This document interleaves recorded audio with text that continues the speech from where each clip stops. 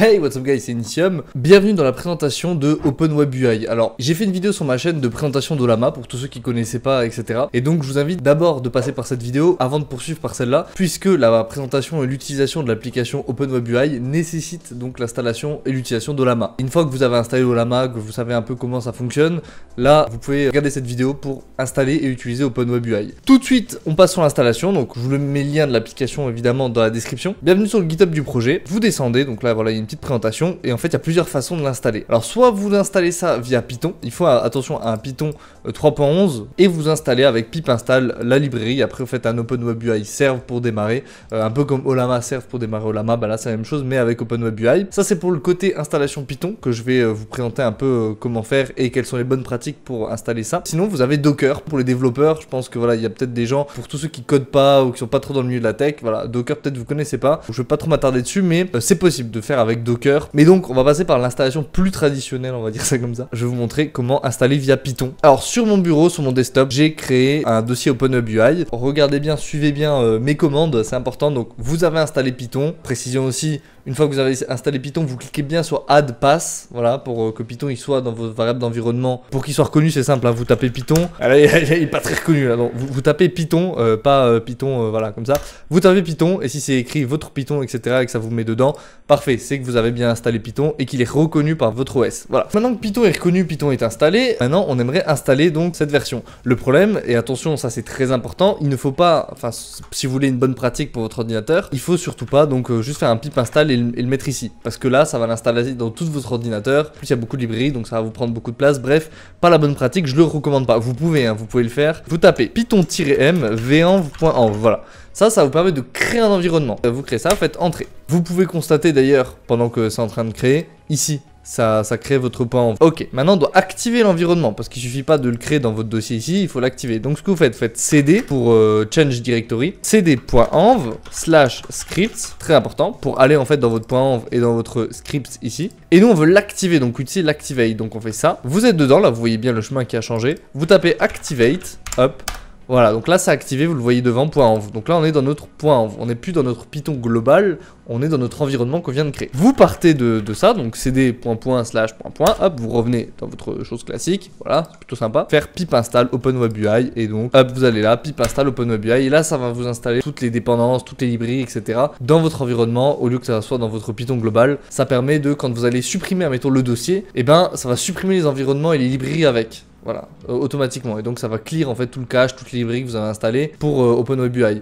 Alors que si vous l'installez sans créer un environnement, ça va vous installer ça dans votre ordinateur sur votre Python global, donc sur votre Python qui est dans votre ordinateur. Et en parallèle, pendant que ça s'installe, il faut démarrer Olama. Moi ici je vais le démarrer en tapant juste Olama serve. Voilà, donc je démarre le serveur, vu que j'ai déjà installé Olama, je reviens pas sur l'installation puisque j'ai déjà présenté dans une vidéo. Et voilà, donc là mon Olama il est démarré en parallèle, donc je peux le laisser run à côté puisque je vais en avoir besoin. Et maintenant que ça c'est fait, et bah hop, c'est installé, vous faites OpenWebUI serve, vous collez ici et ça se lance et c'est magique. Et voilà, OpenWebUI, hop, ça s'affiche. Maintenant qu'il run, vous tapez localhost 8080 dans votre navigateur. Automatiquement, il va vous rediriger sur la page d'authentification parce que bon, même si en local, vous pouvez vous identifier. Donc là, vous faites get started en bas et voilà, vous pouvez créer un compte admin parce que vous allez pouvoir créer plusieurs comptes, des comptes utilisateurs, des comptes admin, bref, différents comptes. Create an admin account, boum. C'est parfait, on a créé notre compte. C'est en local, donc voilà, vous pouvez créer les comptes que vous voulez. Hop, on y va, c'est parti. Bienvenue sur OpenWebUI. On retrouve pas mal de choses. Laissez-moi vous expliquer. Donc, on a d'abord nos modèles. C'est très important de le préciser qu'il faut run donc son Olama en parallèle, sinon vous n'allez pas revoir les modèles, puisque là en fait, ça c'est les modèles que j'ai dans mon Olama, hein, parce que ici le but c'est que l'interface tout soit en local et que ça utilise Olama pour les modèles LLM.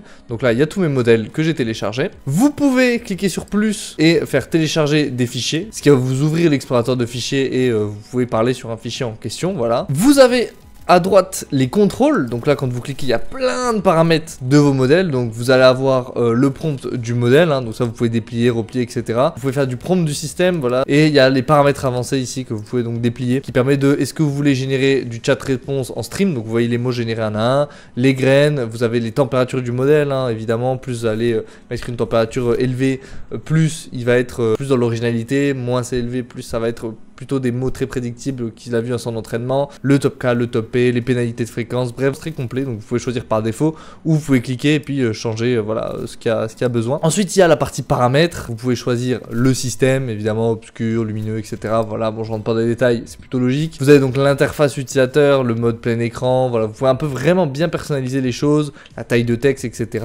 Il y a encore l'onglet personnalisation, mais ça c'est pour la gestion de mémoire par rapport à vos LLM. L'onglet audio qui vous permet, notamment sur Windows, de sélectionner des voix du narrateur, des voix synthétiques qui vous répondent. Les conversations, si vous voulez importer, exporter des discussions, archiver des discussions aussi. Les différents comptes, la page d'administration. Donc ça aussi, je vais y revenir après parce qu'il y a différentes choses que vous pouvez configurer dans la page d'administration ici. Donc voilà pour le classique paramètres. Vous avez donc les conversations archivées, les tableaux de bord, donc administration. C'est ici que vous allez gérer vos users, créer, supprimer, gérer les authentifications d'users, mettre des groupes, gérer des autorisations. Donc ça c'est, voilà, si vraiment vous n'êtes pas tout seul, mais si c'est juste pour votre ordinateur chez vous, voilà, forcément pas besoin de s'embêter avec tout ça. Donc ça c'est pour la partie classique. Et donc il y a la partie qui est intéressante, espace de travail. C'est ici qu'en fait vous allez pouvoir déjà importer des modèles, exporter des modèles. Vous allez pouvoir faire vos connaissances. Donc ça c'est le côté RAG. Donc c'est ici que vous allez pouvoir créer des endroits avec vos connaissances. Je vous donne un exemple. Vous allez donc dans connaissances, dans le petit plus ici, vous cliquez sur petit plus, vous allez lui donner un nom, par exemple ici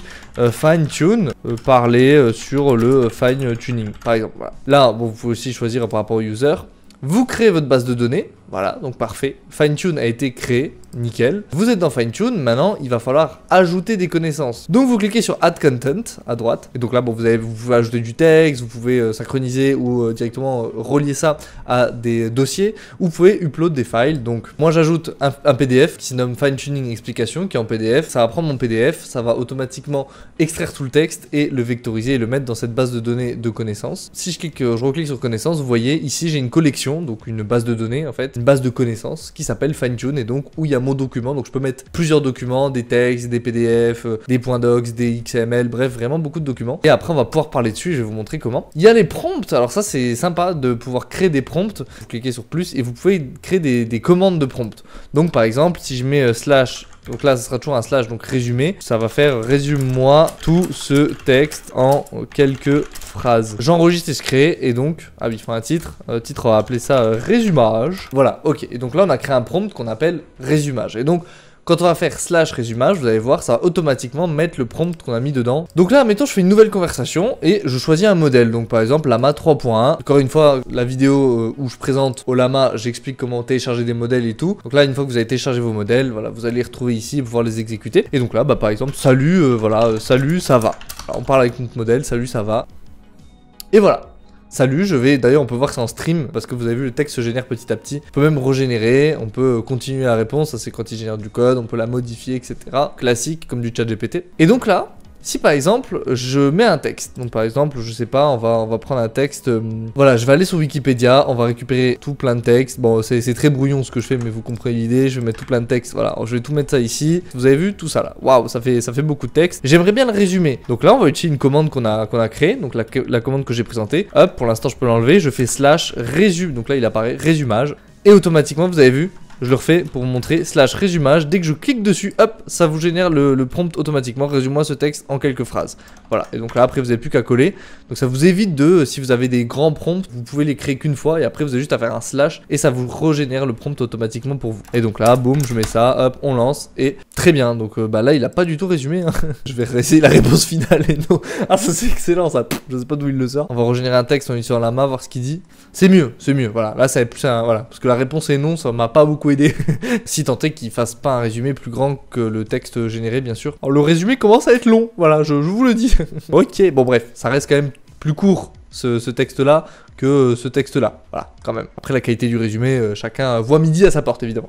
On fait une nouvelle conversation, et le truc qui peut être intéressant, par exemple, on reprend Llama 3.1, et maintenant, j'ai envie de parler, vous vous en souvenez, j'ai créé une base de données, donc j'ai importé des documents, etc. Et j'ai envie de parler dessus, donc ce que je fais hashtag, et donc là, on a la collection, donc on peut soit parler directement sur un seul fichier, soit sur la collection, et là, je me dis, bah voilà, j'ai envie de parler sur ma base de données qui parle du fine-tuning, donc je mets ça. Automatiquement ça affiche la collection, donc notre base de données de connaissances sur laquelle on veut parler. Et là je dis par exemple de quoi parle ce document. Et c'est là que vous allez voir que ça parle bien évidemment sur les documents. Voilà, ce document explique les concepts de fine-tuning, apprentissage automatique, fine-tuning, etc., etc. On constate qu'il a bien récupéré les informations de notre document et qu'on peut parler dessus. Et ce qui est cool aussi, c'est que vous voyez là en bas, en fait, si on clique dessus, ça affiche donc la relevance, donc la similarité, et on a tout le contenu qui est affiché. Donc bon, après, selon la structure de votre PDF, ça affiche plus ou moins bien, mais là, on a tout le contenu, donc on peut voir sur quoi il a utilisé, donc les différents chunks, donc les différents morceaux de texte qu'il a utilisé pour générer la réponse finale. Et donc là, on voit, il s'est aidé de ce côté-là, il s'est aidé de ce côté-là, et donc on voit les différentes similarités sont les chunks qui ont été récupérés. Et on peut comprendre grâce à ça comment ça se fait qu'il a généré ce texte, cette réponse finale. Voilà, ça c'est pour parler sur ces documents. Et on peut le configurer. Et oui, c'est ça qui est magique. Donc on va dans paramètres d'administration, il y a l'onglet documents, donc ça c'est important, c'est ici que vous pouvez modifier les choses, donc c'est ici pour votre RAG, donc pour parler sur votre donnée, c'est ici que vous allez pouvoir configurer tout ça. Ici, on voit que le moteur de modèle d'encodage, ça va être donc le modèle classique, All, Mini, LLM, etc. Si vous aimez comme moi, vous pouvez le trouver ici, Nomic en backtest, voilà, si vous aimez ce modèle-là, moi je le trouve très performant en termes de vectorisation, je vais pas aller trop loin, mais c'est important de savoir que il est important d'avoir un bon modèle de vectorisation pour avoir une bonne qualité pour parler sur ces documents, évidemment, c'est important de le préciser. Donc moi je peux recommander Nomic en backtest que vous pouvez télécharger sur Ollama. Moi j'aimerais plutôt l'utiliser parce que le All Mini LM je suis moins fan. Donc ce que vous faites, le moteur d'encodage ici, vous cliquez là et vous choisissez Ollama. Et maintenant, une fois que vous l'avez, donc d'ailleurs c'est bien parce que vous pouvez choisir la taille des lots d'encodage. Voilà, paramètres enregistrés avec succès. Je choisis bien mon modèle d'embedding que j'ai dans mon Ollama, donc je le note ici. Je fais enregistrer. Ici, vous avez le prompt du modèle RAG. Voilà, donc c'est ici en fait le prompt template pour le RAG. Donc c'est ça qui permet de dire au LLM, réponds que sur nos documents. Donc là, ça nous donne tout un petit guide qui permet de répondre sur le document, donc le contexte qui va être injecté ici. Mais vous pouvez générer et créer le vôtre aussi si vous en avez des prompts templates qui sont plus efficaces pour les RAG en question. Sinon, vous pouvez laisser par défaut. Vous avez donc la taille des blocs pour split, donc les différents textes en chunks, donc en morceaux de texte dans vos documents. Il y a le chevauchement, donc l'overlap entre les blocs pour garder un certain contexte. Voilà, donc faites enregistrer. Maintenant que j'ai changé dans mes paramètres le modèle de vectorisation, il faut évidemment aller dans votre espace de travail, supprimer vos collections, donc vos connaissances en fait ici, et vous allez devoir recréer parce que sinon c'est pas les mêmes vecteurs. Alors ça c'est important, bon alors on peut juste mettre test, on s'en fout. Si vous changez de modèle de vectorisation en cours de route, vous allez devoir supprimer toutes vos connaissances et donc tous vos documents que vous avez importés, puisque vous n'utilisez plus le même modèle de vecteur. Puisque bah quand votre prompt va être vectorisé, si vous utilisez un modèle A pour vectoriser votre prompt et vous utilisez